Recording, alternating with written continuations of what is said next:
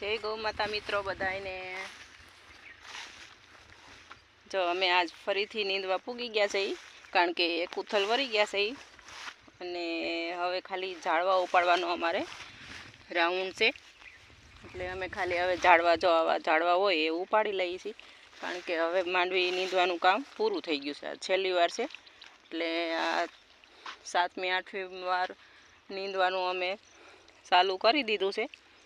એટલે ખાલી ઝાડવા જ ઉપાડવાના છે, એટલે હવે અમે ઝાડવા ઉપાડવાનું કામ ચાલુ કરી દીધું છે।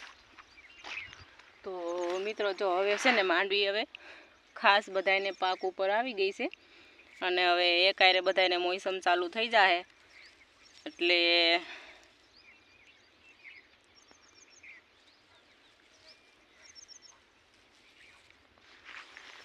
જો આવી રીતના બધાને માંડવી હવે પાકી જ ગઈ છે, કારણ કે કોઈને 15 દિન, કોઈને અઠવાડિયું, કોઈને 20 દિન એવું હોય પાકવામાં।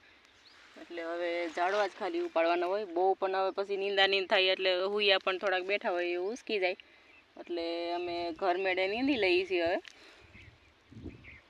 કારણ કે બહુ કાંઈ એવા હવે ખડ નથી, માંડવી એકદમ ચોખ્ખી જ છે। અને મિત્રો મારે જય જવાન ને જય કિસાન બોલવાનું હવે એક જ કારણ બની ગયું છે કે જો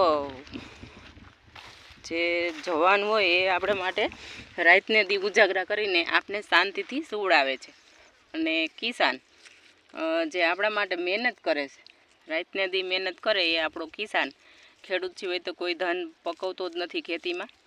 એટલે મારે હવે જય જવાન અને જય કિસાન બોલવાનું એક જ મંતવ્ય છે। તો જય જવાન જય કિસાન બધાય મિત્રોને।